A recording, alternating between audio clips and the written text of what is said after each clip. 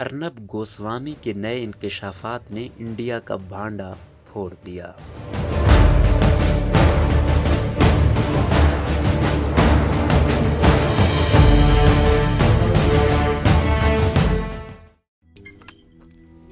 روزنامہ قدرت کی ویڈیو دیکھنے کے لیے ابھی یوٹیوب چینل پر سبسکرائب کریں اور بیل آئیکن پر بھی کلک کریں۔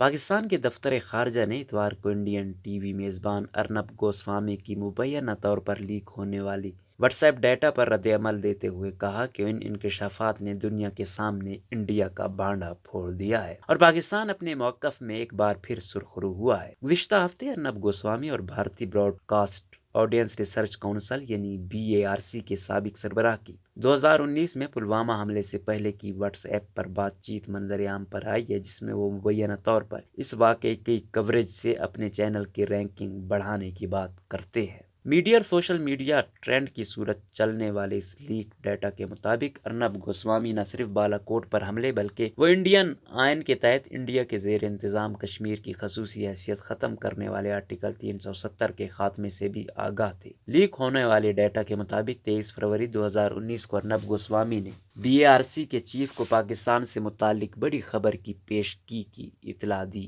مبینہ طور پر ارنب گوسوامی نے اپنے ساتھی کو بتایا کہ پاکستان کے خلاف معمول سے بڑی کارروائی ہوگی۔ اس کے بعد بالا کوٹ حملے کے بعد ارنب نے بتایا کہ مزید کارروائی بھی ہوگی۔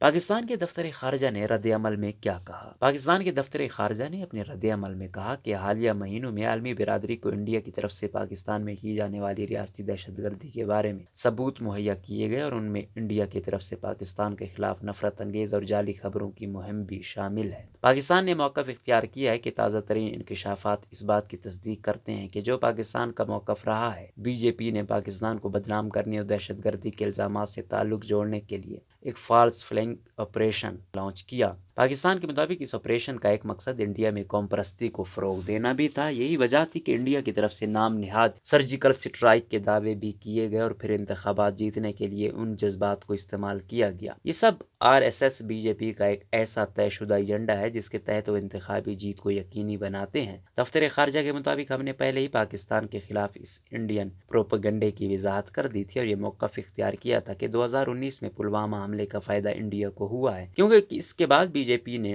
لوک سبھا کے انتخابات میں کامیابی حاصل کی۔ ارنب گوسوامی اپنے متنازع بیانات اور TV پروگراموں کی میزبانی کرتے وقت ایک خاص جارحانہ انداز اختیار کرنے کی وجہ سے تنقید کی زد میں رہتے ہیں۔ وہ کچھ عرصے قبل ایک مقدمے میں جیل بھی کاٹ چکے ہیں۔ ارنب گوسوامی کے انکشافات، سوشل میڈیا پر رد عمل۔ ارنب کے انکشافات کے بعد سوشل میڈیا پر بھی رد عمل دیکھنے میں آیا۔ حزب اختلاف کی جماعت کانگریس کے ایک رہنما سریواستو نے اپنے ٹویٹ میں انڈیا کے چیف جسٹس سے ان الزامات کی تحقیقات کے لیے از خود نوٹس لینے کے بارے میں کہا ہے۔ انہوں نے کہا کہ اگر ایسا نہیں کیا گیا تو پھر یہ درست تصور کیا جائے کہ ججز کو خریدا جا سکتا ہے۔ جنوبی ایشیا کے امور پر گہری نظر رکھنے والے امریکی تجزیہ کار مائیکل کیگلمین نے ٹویٹر پر لکھا کہ کیسے ایک انڈین صحافی نے مبینہ طور پر 2019 میں پلوامہ حملے سے 3 دن قبل واٹس ایپ پر بات چیت کے دوران کہا کہ اس واقعے کی کوریج سے ان کی چینل کی ریٹنگ میں اضافہ ہوگا۔ انہوں نے یاد دلایا کہ پلوامہ حملے میں انڈیا کے 40 فوجی مارے گئے تھے۔